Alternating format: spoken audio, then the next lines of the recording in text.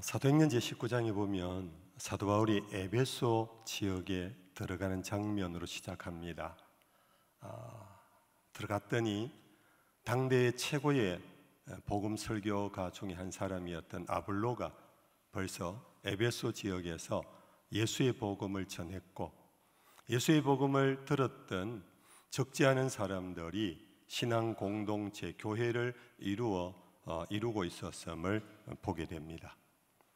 바울은 그들에게 가까이 가서 교제를 하는 중에 분명히 예수의 이름을 얘기하고 예수의 십자가의 의미를 나누는데 뭔가 석연치 않은 느낌을 갖고 그들에게 질문 하나를 했습니다. 여러분들 믿을 때에 성령을 받으셨습니까? 믿을 때에 성령을 받으셨습니까? 그들의 대답은 우리는 성령이 무엇인지 모릅니다. 이 말은 받은 적이 없다는 얘기고 성령에 대하여서 전혀 지식이 없었습니다. 바울은 그들에게 안수하면서 축복하는 중에 에베소 교회에 성령이 임하면서 놀라운 교회로 성장하는 사건의 기록이 사도행전 제19장에 나옵니다. 여러분들 도전적으로 질문해 봅시다. 여러분들 성령을 받으셨습니까?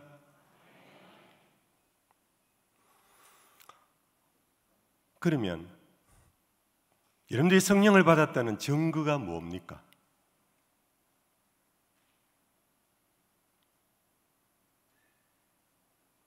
여러분들이 성령을 받았다는 증거 내놓아라 그러면 무엇으로 내놓겠습니까? 그 오늘 본문에 나오는 성령을 받은 증거는 성령의 권능을 나타내는 것입니다. 여러분들 성령의 권능을 받으셨습니까? 분명히 첫 질문의 대답과 두 번째 질문의 대답의 볼륨이 너무나 차이가 납니다. 성령을 받으셨습니까? 할 때 아멘이라는 소리가 굉장히 컸습니다. 여러분들 성령의 권능을 받으셨습니까? 그러니까 자신이 없습니다. 죄송합니다. 우리 도목사님 앞에서 여러분들 꾸중하는 것 같이 해서 죄송합니다. 여러분들 그러나 오늘 강사가 마지막 여러분들 떠나면서 다시 여러분들 언제 어떻게 볼지 저는 아무도 모릅니다. 마지막이라고 생각하고 말씀을 드립니다. 오늘 한국교회의 문제는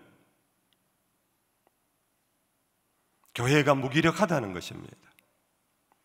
성령의 공동체임에도 불구하고 성령을 받았다고 말함에도 불구하고 예수님은 분명히 말씀하셨습니다. 성령이 너에게 임하시면 너희가 권능을 받는다 그랬는데 오늘 왜 우리는 그 권능을 경험도 하지 못하고 누리지도 못하고 행사하지도 못하고 있습니까?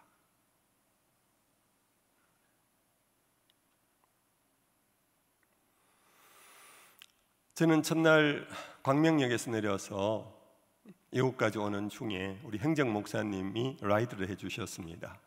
오는 중에 짧은 거리인 줄 알았는데 그건 1시간 가까이 걸리더라고요. 심심해서 제가 질문 하나 던졌습니다. 목사님이 교회 도목사님 밑에서 교회를 섬기면서 도목사님의 가장 강점이 뭐라고 여기고 있습니까? 한성교회가 유니크한 한성교회에 있으면서 당신이 배운 바 정말로 나중에 담임으로 가면은 반드시 나도 이렇게 하고 싶다 하는 것이 있다면 뭡니까? 우리 서목사님이 주저함 없이 거침없이 답을 하셨습니다. 그것은 우리 한성교회는 전도하는 교회입니다. 코로나가 있는 중에도 전도단 모으면 200명 이상이 모였습니다. 그들 코로나인데 여러분들 괜찮겠습니까? 그래도 그들이 목사인 나보다도 더 열정을 가지고 복음 전하러 나가는 교회가 우리 한성교회입니다. 할렐루야. 제가 오늘 마지막 이제 식사를 하고 우리 도 목사님하고 차를 한 잔 마시면서 우리 도 목사님의 목회 철학, 남이 갖지 못한, 남이 행하지 못하는 자기의 유일한 꿈이라고 했던 그 꿈 하나를 저에게 말씀하셨습니다. 그것이 바로 행축이라고 그럽니다. 행축 아시지요? 한성교회 교인들 행축 모르면 간첩입니다. 그래서 제가 짧게 얘기 들으면서 목사님, 한국교회 목회자들 행축의 세미나를 좀 하시지요. 벌써 하고 있습니다. 제가 저 총구석에 있다 보니까 몰랐어요. 제가 은퇴를 했지만은 언제 하는지 물으니까 10월 언제 한대요. 제가 아직 결단은 못 내렸지만 속으로 생각했습니다. 와서 좀 목사님들 배우고, 나 아직 70도 안 됐는데 나 교회 개척 한번 해볼까 그런 생각도 해봤습니다. 결론적으로 교회가 전도한다라는 것은 성령의 권능이 나타나고 있다라는 사실입니다. 성령의 권능이라는 것이 방언하고 예언하고 환상 보는 짜릿한 어떤 그런 신비적인 체험을 성령의 권능이라고 착각하지 마십시오. 성령의 권능은 예루살렘과 온 유대와 사마리아와 땅끝까지 이르러 예수의 증인이 되는 것입니다. 이 성령의 권능입니다. 오늘 우리 한성교회가 성령의 권능이 충만하기를 축복합니다. 근데 이 권능이라는 이 낱말은 우리 한글로 권능, 이게 헬라어에서는 성경 원전에 이 권능이라는 낱말은 두나미스라는 헬라어를 사용하고 있습니다. 이 두나미스라는 것은 다이너마이트, 영어의 다이너마이트, 폭발물, 폭탄의 어원입니다. 여러분들 아시는 대로 다이너마이트를 발명한 노벨이라는 사람이 이 폭발물을 가지고 토목공사를 통하여 인류 문화 발전과 인류 공영을 위하여 사용하면 좋겠다 하고 이 폭발물을 발명을 했어요. 그런데 인류 번영과 공영을 위하여 발명한 이 폭발물이 전쟁의 무기로 사용되면서 수많은 사람들의 생명을 앗아가는 것을 보고 노벨은 이 다이너마이트를 생산해서 판매하여 얻은 모든 수익을 나라에 바치면서, 제가 이럴 줄 몰랐습니다. 이 폭발물이 사람을 죽이는 데 사용되는 줄 몰랐습니다. 이것이 다리를 놓고 사너리를 뚫어서 우리 인류의 문화 변혁과 발전을 위하여 토목공사의 큰 이기로 사용되기를 바랬는데 이럴 줄 몰랐다고 그러면서 전 재산을 환원하면서, 저는 못했지만은 앞으로 인류 역사 속에 인류 문화 창달과 번영과 평화를 위하여서 혁혁한 공을 세운 사람에게 이것을 상으로 나누어 주십시오. 이것이 노벨상의 기원이 됐습니다. 오늘 폭발물에는 이와 같이 뜻밖의 원래의 목적과 뜻밖의 다른 변질된 목적 두 가지가 있습니다. 여러분들, 성령이 우리에게 임하시면 두나미에서 폭발합니다. 우리를 폭발시킵니다. 우리의 생각을 폭발시켜 버립니다. 우리의 간섭과 전통을 무너뜨려 버립니다. 우리가 살아온 모든 습관들을 깨부수어 버립니다. 그래야 우리는 새로운 피조물로서 거듭나게 하는 것이 성령의 권능입니다. 그래서 예수님께서 요한복음 제13장 이후에서 17장까지 마지막 예수님이 십자가의 길을 가기 전에 제자들을 마가의 다락방에 불러놓고는 마지막 강론을 한 것이 요한복음에 기록되고 있습니다. 거기에 굉장히 중요한 대목이 있습니다. 십자가의 도를 전하면서 내가 가는 대신 다른 보혜사를 너희에게 보내리니 그는 진리의 영이라. 그가 오면 너희를 진리로 인도할 것이며, 그 진리로 인도하는 세 가지를 예수님이 말씀하셨습니다. 그가 오면 죄에 대하여, 의에 대하여, 심판에 대하여 세상을 책망할 것이라. 죄에 대하여라 함은 너희가 나를 믿지 아니한 것이요, 의에 대하여라 함은 내가 아버지께로 가는 것이며, 심판에 대하여라 함은 이 세상 왕들이 이미 심판을 받았느니라. 여러분들 이 말씀 이해하고 계시나요? 성령이 너희에게 임하시면 너희를 진리로 인도할 건데, 이것은 거짓의 장벽을 부수어버리고 참된 옳음으로 인도한다라는 겁니다. 세 가지, 죄가 거짓의 가르침 속에 죄에 대한 오해, 죄에 대한 착각이 있다라는 것입니다. 남에게 욕하는 것 죄인입니다. 도둑질하는 것 죄인입니다. 간음하는 것 죄인입니다. 살인하는 것 죄인입니다. 율법이 정한 바 죄가 무엇인가를 우리에게 가르쳐 주는 것이 죄입니다. 그러나 성령이 너희에게 임하시면 그 정도의 윤리와 도덕과 율법에 갇혀서 내가 이것을 행함으로 나는 죄인이 아니라는 생각을 여지없이 부수어버린다. 죄의 근원은, 죄의 뿌리는 너희가 나를 믿지 아니하는 것이다. 예수를 믿지 아니하는 것이 죄의 뿌리랍니다. 여러분들, 이것은 교회에 안 나오는 것을 의미하는 것이 아닙니다. 그래서 하나님이 세상을 이처럼 사랑하사 독생자를 주셨으니 이는 저를 믿는 자마다 멸망치 않고 영생을 얻게 하려 하심이라. 이 인류를 향한 하나님의 애타는 사랑, 이것이 예수입니다. 하나님의 이 애타는 사랑을 거절하고 거부하는 것이 죄의 뿌리이고 본질입니다. 오늘날 우리 가운데 죄를 범한 사람이 없습니다. 그러나 의인은 없나니 하나도 없다라는 말이 뭐냐 하면은, 우리 인간들 속에는 하나님의 이 애타는 사랑을 깨닫지도 못하고 알지도 못한 채 하나님 없이 살아가려고 하는 오만과 교만, 불손한 것이 죄의 뿌리라는 것입니다. 하나님의 사랑 없이 인간의 사랑으로 대치시키고, 하나님의 빛 없이 인간의 빛으로 세상의 어둠을 밝히려고 하지만 그건 다 리미티드, 유한하고 제한적인 것 가지고 그것이 세상의 죄를 규정하려고 하지만은 그것은 결국은 죄의 길로 가는 지름길이 될 수도 있다라는 것. 바꿔 말하면, 사랑 우리 한성교회 성도 여러분들이 여러분들의 성령을 받으셨다면 그 성령이 우리에게 두나미스 터뜨립니다. 무엇을 터뜨리느냐?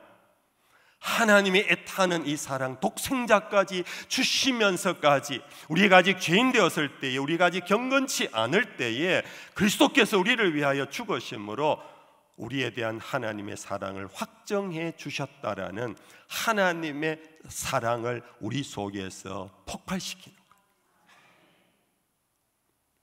여러분들 성령을 받으셨습니까? 아멘 했습니다. 성령의 권능을 여러분들 받으셨습니까? 할 때 여러분들은 굉장히 조심스러웠습니다. 여러분들 이 조심스러움이 확신으로 바뀌는 이 시간 되기를 바랍니다. 여러분들 성령이 우리 속에 첫 번째 와서 일으키는 것은 죄가 무엇인가를, 그것을 너무나 분명하고 명확하게 하나님의 사랑을 거역하고 하나님 두기를 싫어하고, 내가 하늘에서 굽어 인생 중에 하나님을 찾는 자가 있는가 살펴본 적 없나니 하나도 없도다. 인간은 저마다 종교를 통하여 하나님을 찾는 것 같지만은 하나님이 하늘에서 보신 적 인간 가운데 참으로 하나님을 찾는 자가 없다라는 것입니다. 인생이 왜 하나님을 찾는가? 뭐를 달라고 하기 위해서 찾을 때입니다. 인생이 정말 하나님을 찾아야 하는 것은 뭐냐? 하나님의 사랑을 찾는 것입니다. 주님 나를 외면하시면 나 어디 갑니까? 주님 나를 향하여 그 얼굴에 빛을 비추사 나에게 평안을 주시옵소서. 이것이 모세를 통하여 너의 형 아론을 대제사장으로 삼고 그의 아들들을 제사장으로 삼아 내 백성에게 축복하라는 민수기 제6장에 나오는 축복의 선언입니다. 여호와께서 그 얼굴을 너희에게로 향하여 드사, 여호와께서 그 얼굴의 빛을 너희에게 비추시사. 오늘 인생들은 그것을 싫어합니다. 전깃불을 원합니다. 태양을 원합니다. 그러나 참된 생명의 빛은 원하지 않습니다. 그 빛이 나에게 올 때 죄가 드러나기 때문입니다. 그 빛이 나에게 강력하게 다가올 때 내가 너무 부끄럽고 초라해지기 때문입니다. 그러나 성령이 우리에게 오시면은 그 모든 벽을 무너뜨려 버리는 두나미스, 거룩한 폭약이 됩니다. 두 번째는 어디에 대하여라 하면 내가 아버지께로 간다고 했습니다. 예수님이 아버지께로 간다는 것은 뭡니까? 십자가의 죽음을 의미합니다.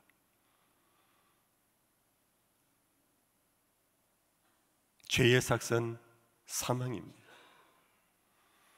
죄의 값을 지불할 수 있는 길은 오직 죽음밖에 없습니다.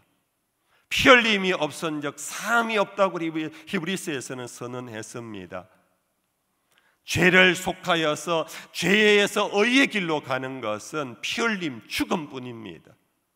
우리가 죽어야 사는데 아무도 죽으려고 하지 않습니다. 죽음을 거부합니다.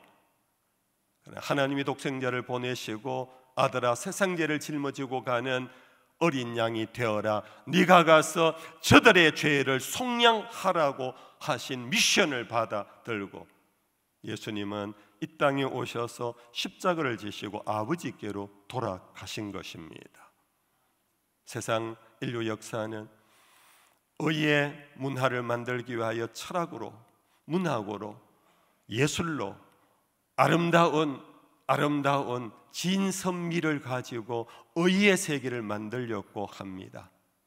그러나 성령이 오시면은 예수의 십자가를 우리 앞에 증거해 주십니다.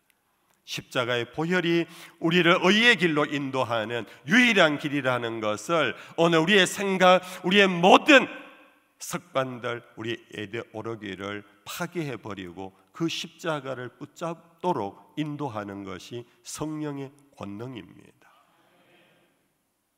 심판에 대하여라 하면 세상 군왕이 이미 심판을 받았습니다.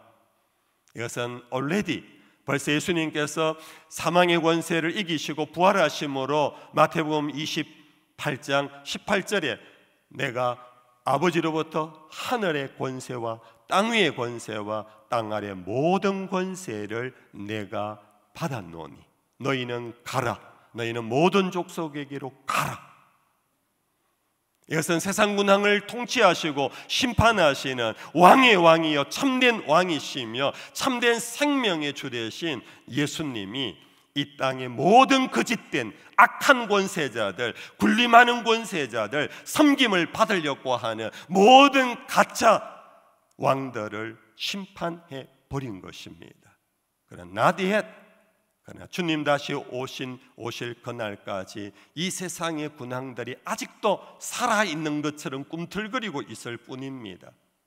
성령이 오시면 이것을 우리에게 조명해 주십니다. 너는 세상을 두려워하지 마라. 모세 가라 바로에게. 당시에 살아있는 권력 바로에게 모세가 갈 수 있었던 것은 already 이미 바로는 하나님의 심판을 받았다라는 확신이 있었기 때문에 바로에게 간 것처럼 오늘 그리스도인들이 세상이 감당치 못하는, 세상을 두려워하지 아니하는 세상의 어떤 권력 앞에서도 참된 나의 왕이신 예수 앞에서 그 모든 것을 정죄할 수 있는 참 심판의 주님이 나의 주님이시라는 것, 이것을 우리에게 깨닫게 해주시는 분이 누구라고요? 성령이십니다. 그러므로 의에 대하여, 죄에 대하여, 의에 대하여, 심판에 대하여 이것이 사실은 죄로부터 어둠으로부터 사망으로부터 생명에로 이끌어가는 길인 것입니다. 구원의 길인 것입니다. 이것이 바로 전도의 길인 것입니다. 전도는 교회 오십시오 등록해서 이 교회에 이름 석자 올리는 것이 전도가 아닙니다. 그 사람이 죄에 대하여 온전히 깨닫게 해주는 것입니다. 그 사람이 예수를 영접하여 의롭다함을 확신을 가지고 구원받은 하나님의 자녀가 되도록 하는 것입니다. 그뿐이 아닙니다. 이 세상을 두려워하지 않고 이 세상을 온전히 통치하시는 예수님을 자기의 왕으로 모시고 자기의 목자로 모시며 살아갈 수 있도록 하는 것이 바로 복음의 정인의 길인 것입니다. 한성교회에 이러한 권능이 있기를 축복합니다. 오늘 본문에서 들어가 봅니다. 예수님께서 부활하신 다음 곧장 성천하지 아니하시고 40일을 이 땅에 더 머무시면서 제자들을 찾아가 당신의 부활을 스스로 스스로 부활하셨음을 나타내 보이시면서 하나님의 나라에 관한 진리를 더 자세히 가르치고 있는 것이 사도행전 1장 1절부터 앞부분에 기록되고 있습니다. 그러면서 예수님께서 하신 말씀이 4절에 이런 말씀하셨습니다. 사도와 함께 모이사 그들에게 분부하여 이르시되 예루살렘을 떠나지 말고 내게서 들은 바 아버지께서 약속한 것을 기다리라. 아버지께서 약속한 것을 기다리라. 바로 앞부분 3절에 하나님 나라의 일을 말씀을 40일을 더 보충 교육하신 다음에 내가 보충 교육했으니까 이제는 자신 있지, 이제는 너희들도 가서 하나님 나라를 가르칠 수 있지, 이제는 떠나라 가라 하지 아니하시고 40일을 하나님 나라에 대하여 더 명확하게 가르친 보충 교육 후에도 제자들에게 아버지가 너희에게 주시마 약속한 성령이 너희에게 임할 때까지 기다리라. 이유는 성령이 너희에게 임하여야 너희가 권능을 받는다. 성령이 너희에게 임하여야 너희가 권능을 받는다. 어떤 권능인가? 오늘 사도행전 1장 8절에는 여러분들 너무나 잘 아는 말씀입니다. 예루살렘과 온 유대와 사마리아와 땅끝까지 이르러 내 증인이 되리라. 우리 8절 같이 한번 더 읽어봅시다. 다 같이 읽어봅시다. 오직 성령이 너희에게 임하시면 너희가 권능을 받고 예루살렘과 온 유대와 사마리아와 땅끝까지 이르러 내 증인이 되리라. 우리 한국교회는 이 땅끝을 지향하는 희망의 좌표가 너무나 확고하고 분명한 선교하는 교회입니다. 선교를 통하여 선교사가 들어오셔서 이 땅에 교회가 세워지고 지난 130여 년을 지나는 동안에 한생교회가 세워지고 우리 범어교회가 세워지고 이 땅에 수많은 교회들이 세워지면서 하나님의 백성들이 날로 더 증가하면서 주일마다 모여 예배하는 예배자들의 행렬이 이어지고 있습니다. 교회들마다 우리에게 이 베푸신 이 놀라운 은혜를 우리도 이제 선교하면서 우리에게 주신 이 은총을 갚자. 한국교회는 가난했을 때부터 이 사랑의 빚을 갚으려고 몸부림쳐 왔습니다. 70년대 1974년입니까? 엑스포 74 여의도 대부흥 집회를 통하여서 그때 수많은 젊은이들이 선교에 헌신하기 시작했습니다. 그때부터 세계 각처로 선교사가 뻗어나갔습니다. 당시에는 여권을 나라에서 잘 주지 않습니다. 남북 긴장관계 속에서 바깥에 나가면 북한 공작원에게 어떤 포섭을 당해서 북쪽으로 끌려간다 하는 그러한 염려 속에서 젊은 청년들 여권이 잘 나오지 않았습니다. 그래 여의도에 임했던 성령의 권능이 젊은이들 가슴이 불타오르기 시작했습니다. 예루살렘과 온 유대와 사마리아 땅끝까지 이 땅끝을 향하여 우리도 주님이 보내신다 하고 여권도 안 나오는데 선교사로 수없이 손들고 헌신을 했습니다. 하나님의 놀라운 준비 끝에 나라가 1988년도 우리나라 대한민국 88 올림픽을 기점으로 해서 여행 자유화가 이루어지고 그때부터 여권이 온 국민들에게 배부되기 시작하면서 전 세계로 우리 한국 사람들이 뻗어나가기 시작했고 지금은 수만 명의 선교사 가족들이 전 세계에 없는 나라가 없을 정도로 한국 선교사들이 복음의 횃불이 되고 있습니다. 할렐루야. 그러나 우리는 여기에서 한 가지 생각해야 합니다. 오늘 이 사도행전에서 말씀하신 땅끝이라는 의미가 뭘까? 성령이 너에게 임하시면 너희가 권능을 받는데 예루살렘에서 온 유대와 사마리아와 땅끝까지 이르도록 하는 것이 성령의 권능일까? 그때는 말도 잘 타기 어려웠습니다. 그때는 자전거도 없습니다. 교통수단이 없었습니다. 그래서 성령이 그들을 날려보내어서 땅끝까지 보내는 그런 것이었을까요? 그렇다면 오늘 문명의 이기인 비행기가 성령의 권능을 대신한다는 것입니까? 교통수단이 성령의 권능을 대신하고 있다는 것입니까?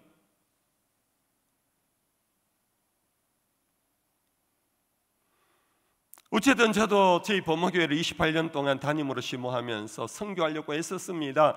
교인들과 함께 땅끝을 갑시다 해서 실제적으로 한국에서 가장 멀다고 하는 땅끝인 사우스 아프리카, 남아프리카 공화국의 그것도 가장 남단의 케이프타운에 선교사를 파송했어요. 제가 수년 전에 그 선교사님 땅끝에서 복음을 전하는 선교사님 위로한답시고 거기까지 방문을 했는데요, 정말 멀고 멀었어요. 비행기를 3번이나 갈아타는데 2박 3일 걸렸어요. 가서 방문하고 돌아오는데 위로자가 파짐치가 돼서 돌아와서 몸살을 앓았어요. 정말 땅끝, 지금 우주선이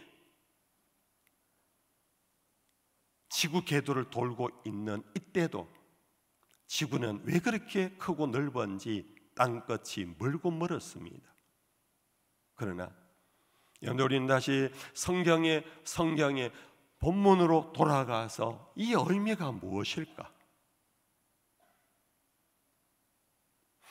여러분들, 당시에 예수님께서 지구본을 갖다 놔놓고 가르치지 않았습니다. 여기가 예루살렘이야, 유다야, 사마리아야, 땅끝, 알았지? 성령이 임하시면 너희들이 그리 갈 거야. 그러시지를 않았을 것입니다. 여러분들 아시는 대로 사도 바울도 당시의 세계관은요, 스바냐, 스페인이 땅끝인 줄 알았어요. 로마서에 보면 내가 땅끝인 스바냐까지 복음을 전하여야 할 터인데 내가 로마 교회에 들릴 터이니 로마 교회 형제들이여 나를 그곳으로 가는데 도와달라고 했습니다. 그렇다면 본래의 의미는 뭘까요? 여러분들, 오늘 우리 이 서울에서 살고 있는 여러분들, 이 양천구 오늘 목사님과 함께 서울을 벗어나서 부천에 가서 저녁을 먹고 왔어요. 도로 하나로 서울에서 부천으로 가더라고요. 그래서 제가 물었어요. 목사님, 서울 양천구와 부천의 차이가 많습니까? 많습니다. 죄송합니다, 부천에 사시는 분들이. 근데 목사님, 우리 여기보다도요 목동하고도 또 우리는 너무 차이가 납니다.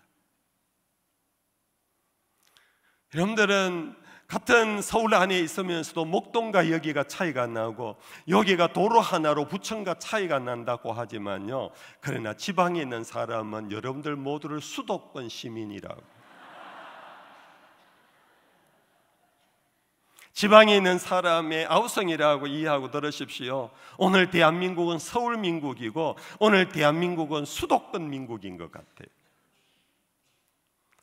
한국 경제의 동력으로 세웠던 구미 산업공단이, 그것이 한국의 수출의 어떤 본산이었고 오늘 한국 경제를 수없이 일으켰던 그 구미의 공단이요, 어느덧 집중과 선택이라는 경제 원리에 의해서 수도권으로 다 이전하고 있어요. 구미가 지금 무너지게 돼 있어요. 너무나 수도권 중심이에요. 제가 서울에 와서 어느 교회에, 제가 범어교회의 목사입니다. 그러면 범어교회가 어디 있습니까? 이 정도로 지방에 대하여 무식하더라고요. 조금 안다는 분은 범어교회 부산에 있지요. 부산 출신 있지요. 왜냐하면 경부고속도로를 타고 부산 가면 부산 입구에 범어사라는 절간이 있습니다. 그게 바로 입구에 범어사는 큰 간판 때문에요, 범어교회면 그 옆에 작은 교회인 줄 알더라고요. 오늘 제가 대학 다닐 때 45년 전 우리들은 대구에서는요, 경북대학이면 서울대학 다음이었어요. 왜? 국립대학이었기 때문에.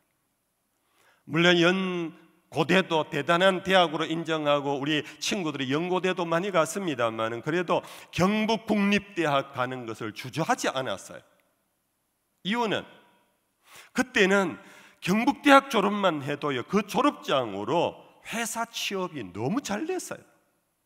경북대학 졸업생이면 시집가고 장가 가는데 빚가 번쩍한 집에 시집가고 장가 갔어요.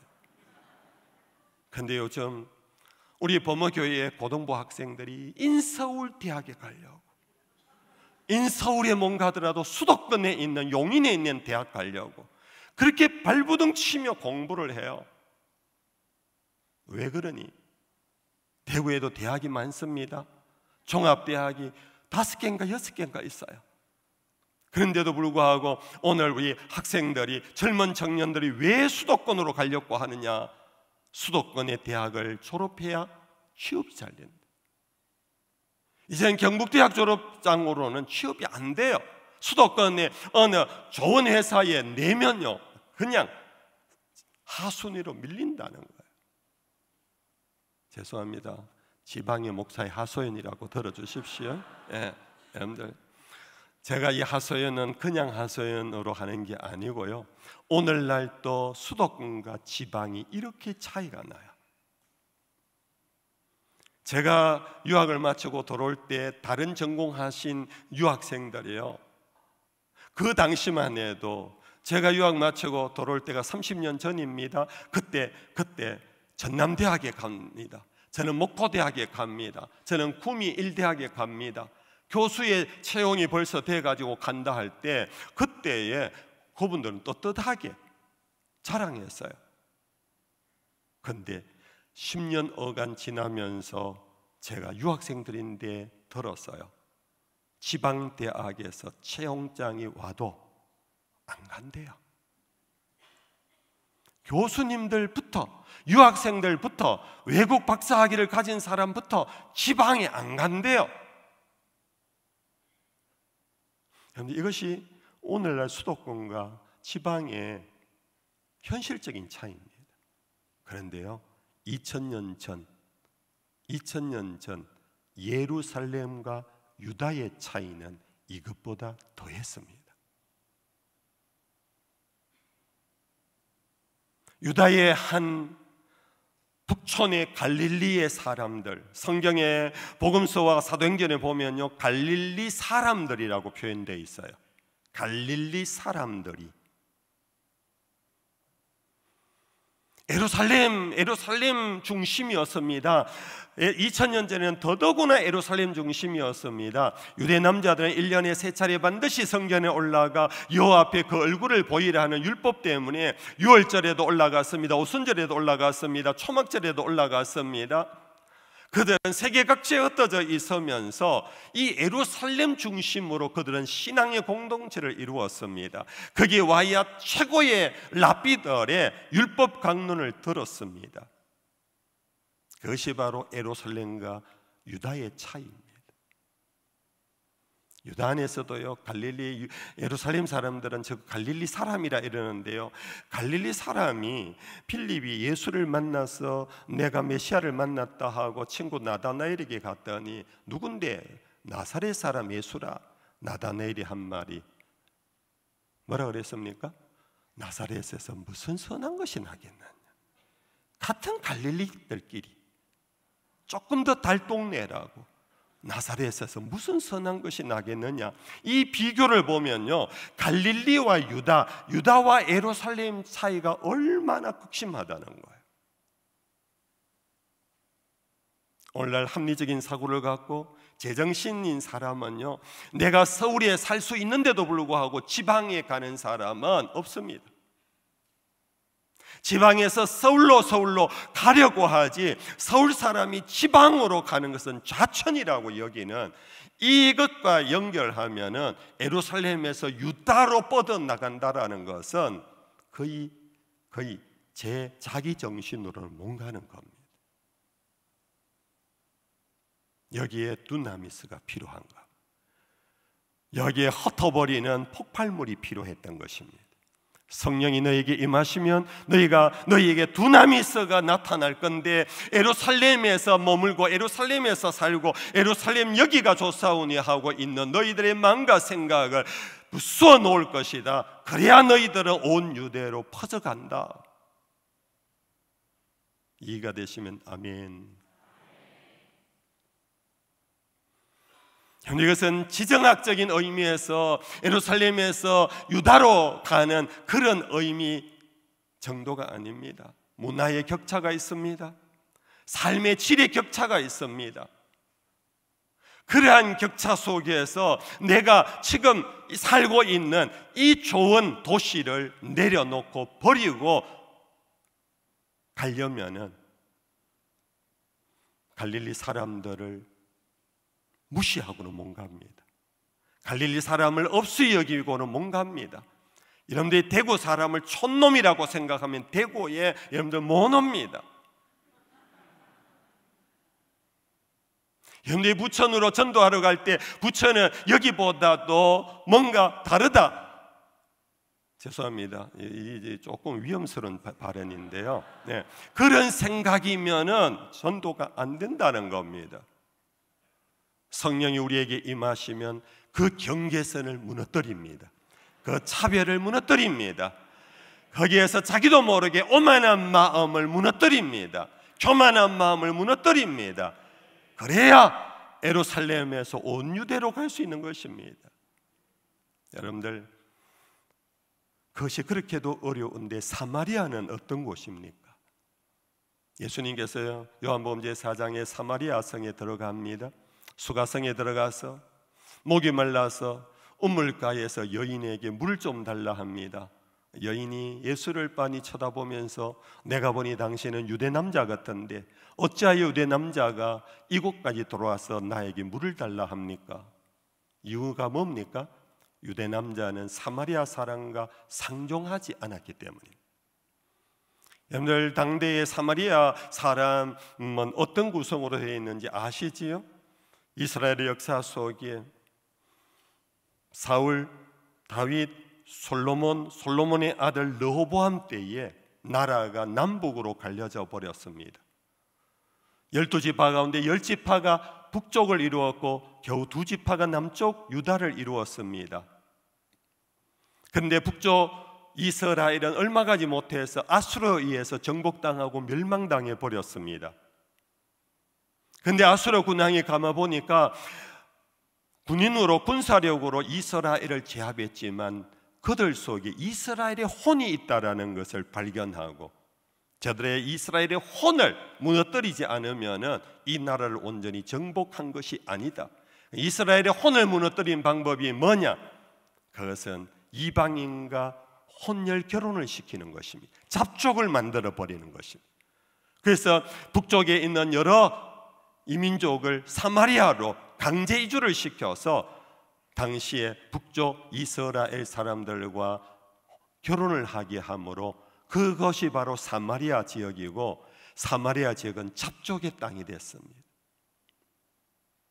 조상은 분명히 아브라함입니다. 조상은 분명히 아브라함의 후손들입니다. 그러나 그들이 잡족이 됨으로 인하여서 잡족이 아닌 남쪽 유다 사람들은 이 잡족은 이방인들하고 거의 똑같이 여겼습니다. 그들과 결혼을 하지 않았습니다. 남쪽 예루살렘에서 갈릴리로 가려면은 요단강 동편으로 트랜스 요르단을 거쳐서 우회해서 갔습니다. 바로 가면 지름길인 사마리아 성을 지나가면 빠른데 그곳을 지나지 않았습니다. 왜? 더러운 땅이었기 때문입니다. 율법을 저버린 사람들의 땅이었기 때문입니다. 예루살렘과 유대 사람들은 이 사마리아 사람을 우습게 여기고 불가촉 천민처럼 여겼습니다. 접촉하면 안 되는 untouchable people로 여겼던 것입니다. 그러나 인간의 이성적 합리적 사고와 전통적 문화에 익숙한 이스라엘 사람들이 사마리아로 들어가기 위해서는 바로 두나미스가 필요했던 것입니다. 성령이 그들에게 사마리아의 그 벽을 무너뜨리는 그것이 성벽이 아닙니다. 마음의 벽입니다. 선입견의 벽입니다. 전통의 벽입니다. 그것을 무너뜨리는 두나미스가 너희에게 나타나야 너희들이 사마리아까지 들어갈 수 있다라는 것입니다. 사랑하는 우리 한성교회, 전도하는 교회, 선교적 제자도를 가진 여러분들이요, 여러분들이 지속적으로 지금도 부족하다 여기고 성령의 충만을 주시옵소서, 성령의 두나미스를 주시옵소서, 나는 아직도 선입견이 있습니다, 나는 아직까지도 내 구역이 있습니다, 이것을 무너뜨릴 수 있게 해 주시옵소서. 나도 모르게 가난한 사람을 우습게 여기고, 나도 모르게 사회적 지위와 직업이 천한 사람을 우습게 여기고, 그냥 내가 가진 것으로 그 사람들 불쌍히 여기고 책임지심으로 다가가서 전도지 나눠줄 수는 있고 교회 데리고 와서 밥 한 끼 줄 수는 있지만 내 마음으로 그들을 품을 수 없고 내 마음으로 그들을 사랑할 수 없고 존경할 수 없다면 전도는 끝내 실패보고 말 것입니다. 하나님이 우리를 사랑하심으로 독생자를 보내신 것처럼 우리도 복음을 전하고 예수의 증인이 되기 위해서는 그들을 사랑함으로 전도할 때에 그것이 바로 열매 있는 생기를 불어넣는 마른 뼈다귀를 살리는 참된 선교요 전도가 될 것입니다. 사마리아가 이런데 예수님은 땅 끝까지 가라고 합니다. 구약 이스라엘서에 보면은 이방인들은 은유적으로 개라고 표현했습니다. 우리나라 사람하고 똑같아요. 개자식이라고. 욕 중에 욕이잖아요. 가장 험한 것이 개자식. 이것도 아주 제가 점잖게 한 겁니다. 이방인들을 그런 존재로 여겼습니다.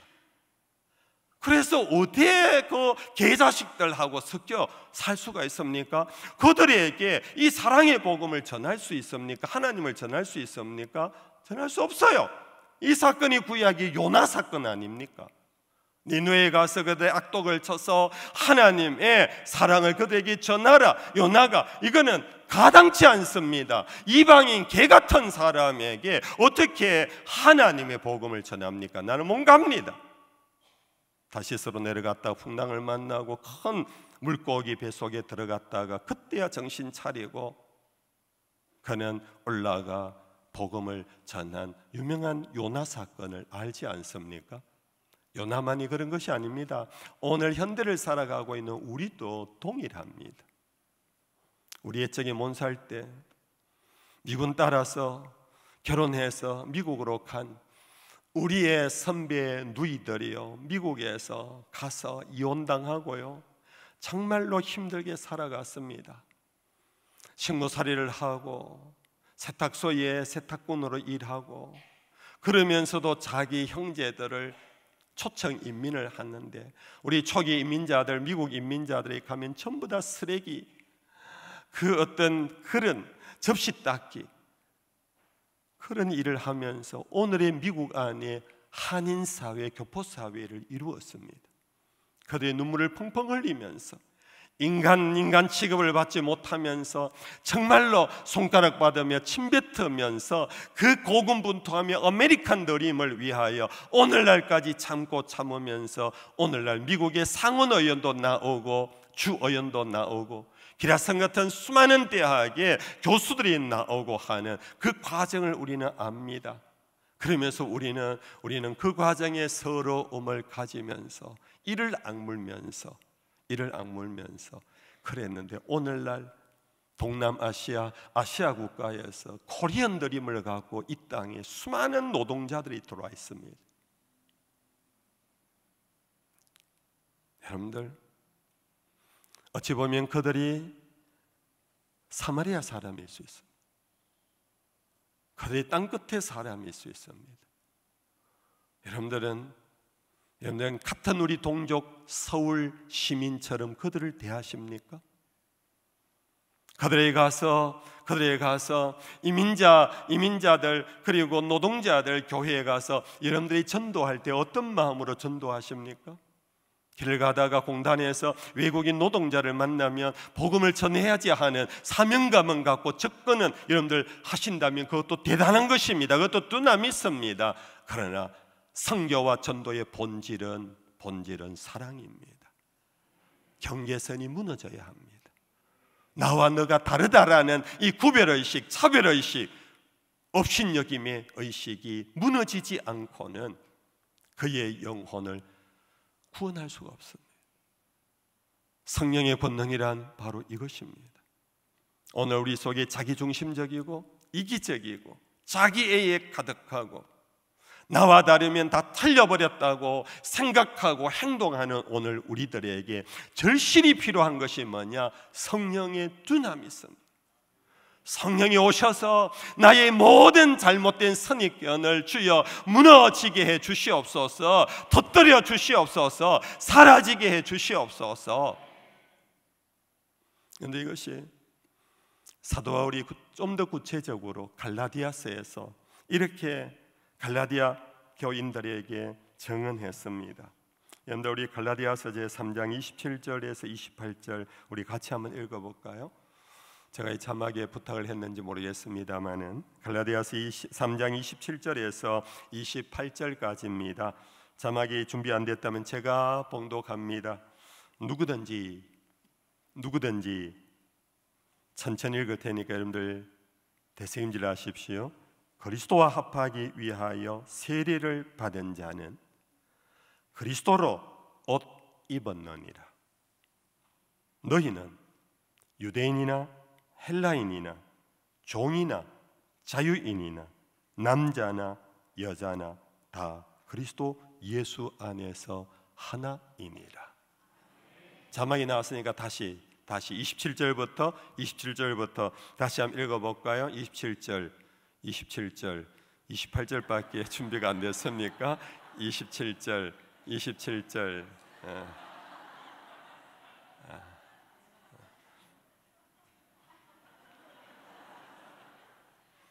네. 잠시 잠 깨우라고 웃으라고 제가 27절 please. 27절 좋습니다. 28절만 읽읍시다. 자, 시작. 너희는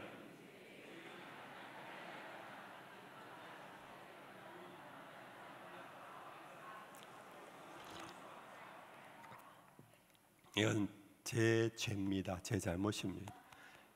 방송실에 제가 넘겨준 그 자료와 제가 갖고 있는 자료가 좀 달라서 그런 거니까. 자, 이제 나왔습니다. 다 같이 읽읍시다. 시작. 누구든지 그리스도와 합하기 위하여 세례를 받은 자는 그리스도로 옷 입었느니라. 너희는 유대인이나 헬라인이나 종이나 자유인이나 남자나 여자나 다 그리스도 예수 안에서 하나이니라. 세례교인 아닌 자 없죠? 세례 받으셨지요? 세례를 받은 것을 바울은 이렇게 언유합니다. 그리스도로 옷 입은 것이라. 그리스도로 옷 입은 것이라. 옷은 그 사람의 신분과 정체성을, 지위를 나타냅니다. 찬양대가 있다면 찬양대 가운을 입고 이 교회는 찬양하지요. 그 사람의 모양과 그 사람의 나이와 그 사람의 모든 것을 그 옷으로 감추어서 하나로 만듭니다. 물론 그 안에는 기능적으로 엘토가 있고 소프라노가 있고 베이스가 있고 테너가 있습니다. 기능은 다를지라도 그들은 주를 찬미하는 찬양대원입니다. 옷의 기능이 바로 그것입니다. 세례를 받은 자는 그리스도로 옷 입은 자입니다. 근데 이 세례를 누가 받았느냐 하면은 유대인과 헬라인이, 유대인 중에 예수를 믿어 세례받은 사람이 초기 기독교 공동체 안에 들어왔을 뿐 아니라 헬라인 이방인들이 예수를 믿어 들어왔습니다.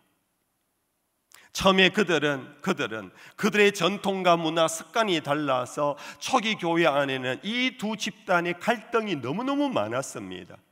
음식 문제로 싸웠습니다. 유대인들은 전통적으로 부정한 음식이라고 하는 것을 먹지 않았습니다.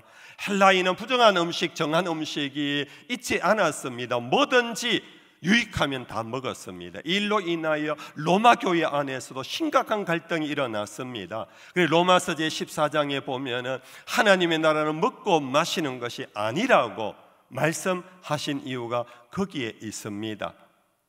사도 바울은 갈라디아 교회도 이러한 일들이 있음을 아시고 하는 말이, 너희가 세례를 받았느냐? 그러면 예수로 옷 입었느니라.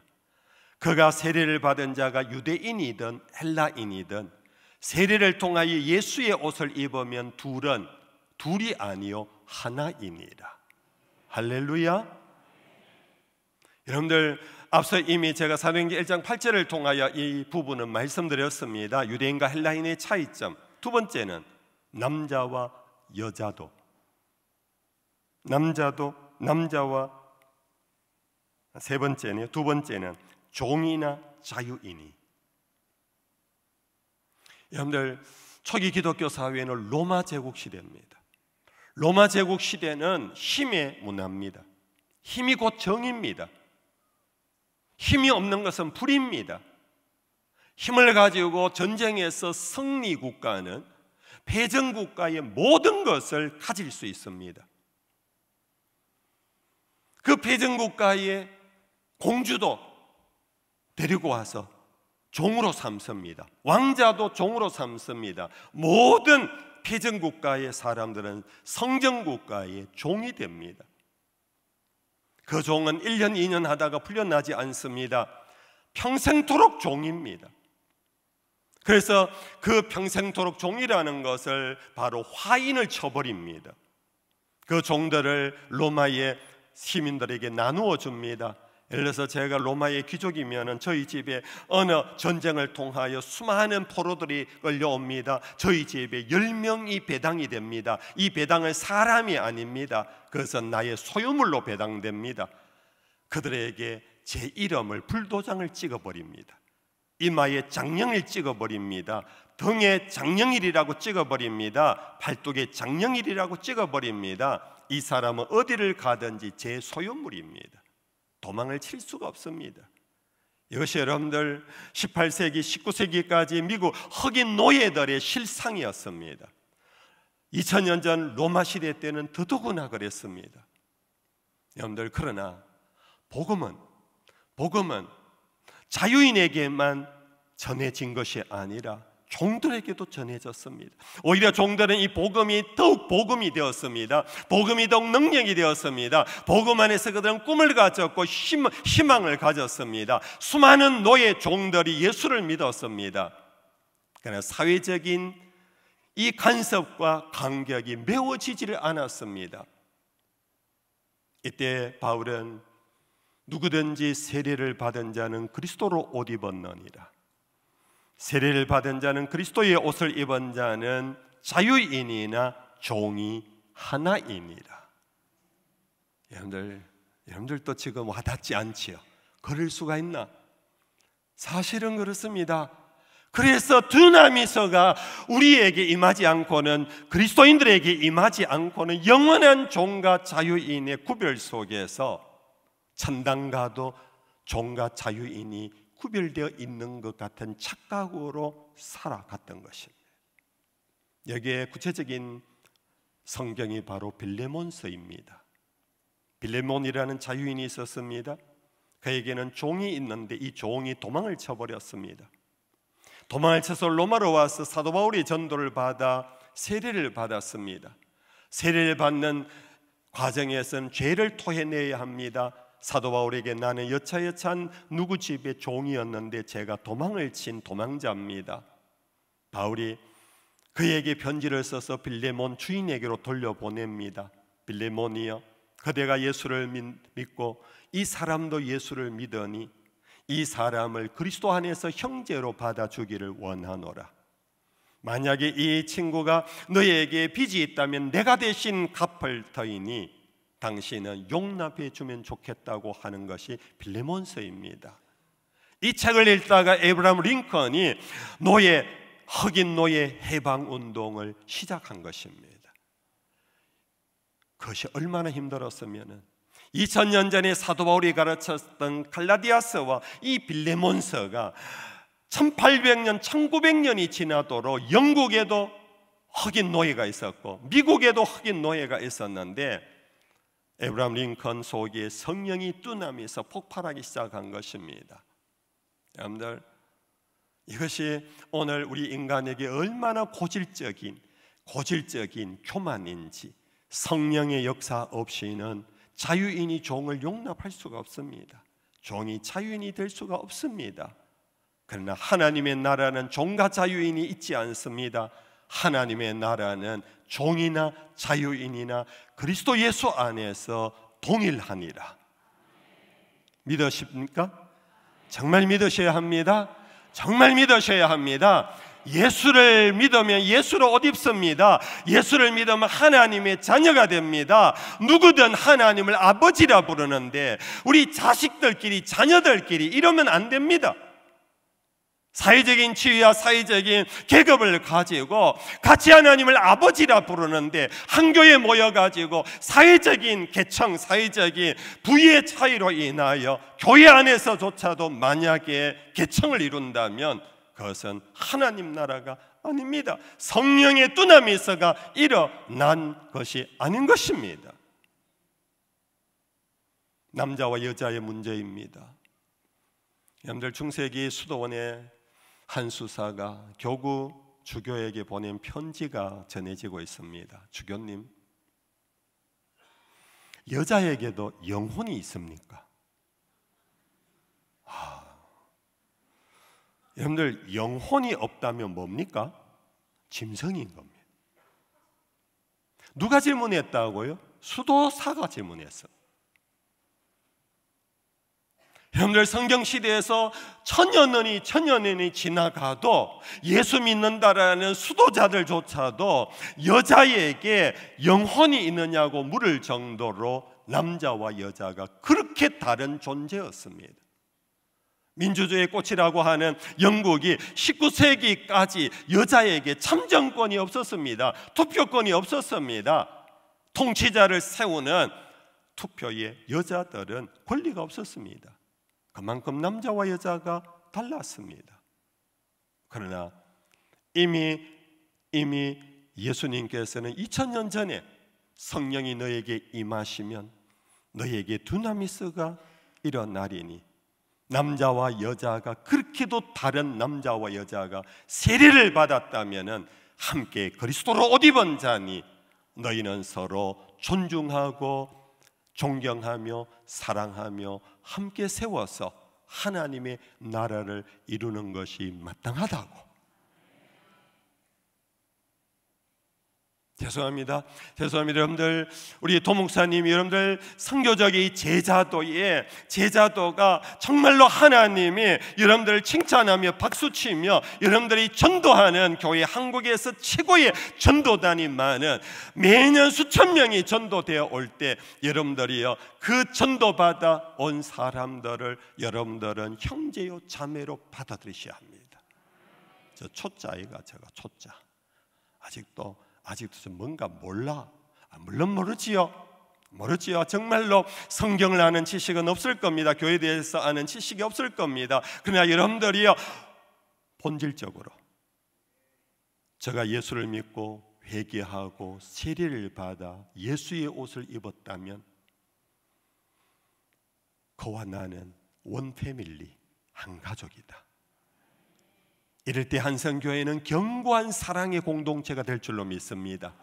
세상이 무너뜨릴 수 없는 정말로 하나님의 교회가 될 것입니다. 저는 제가 섬기는 범어교회를 제대로 섬기지 못했다라는 가장 뼈아픈 부족지감이 바로 이 부분입니다. 제가 30년 가까이 한 교회를 심호하고 그들에게 수없이 이 복음의 가치를 제가 전했음에도 불구하고 여전히 교회 안에는 선이 있습니다. 담이 있습니다. 차별이 있습니다. 눈에 보이지는 않습니다. 눈에 보이지 않는 것이 교인과 목회자 사이에 담이 있습니다. 평신도 안에도 여러 계층의 사람들이 담이 있고 선이 있습니다. 끼리끼리 목회자로서 참 마음이 아픈 마음을 갖고 은퇴를 했습니다. 제가 은퇴하면서 제가 이제 남은 것은 제가 이 강단에서 강단 아래로 내려갑니다. 그러나 여러분들 위하여 할 일은 한 가지, 그것은 여러분들 위하여 기도할 것입니다. 기도의 제사장으로 은퇴자의 삶을 살 것입니다. 제가 그렇게 약속했습니다. 그 기도자란 뭔가, 주여 이 범어교회가 주님의 나라가 되게 해 주옵소서. 전도받아 예수를 믿는다면 예수로 옷 입은 사람이 하나 되게 해 주시옵소서. 저들이 주 안에서 서로의 어떤 인간적인 차이는 있더라도, 기능적인 차이는 있더라도 그것이 털리거나 그런 것이 아니라 서로 존중하고 아름다운 하모니를 이루는 주님의 나라가 되게 해 주시옵소서. 그럴 때 여러분들이요, 이 소문이 퍼져나가면은 이곳으로 오라 하지 않아도 그들은 향기를 맡고 올 것입니다. 이 교회의 빛을 보고 사랑의 빛을 보면서 올 것입니다. 세상 어떤 다른 교회 가도 차별이 있는데 한성교회는 차별이 없더라. 전부 다 형제 자매더라. 서로 세우고 존중하고 위로하고 격려하지, 함부로 남을 판단하고 정죄하고 손가락질하고 뒷담하는 것은 한성교회에 없더라. 성령의 권능이 여러분들에게 충만히 나타나서 하나님의 나라를 이루시기를 주 예수의 이름으로 축복합니다.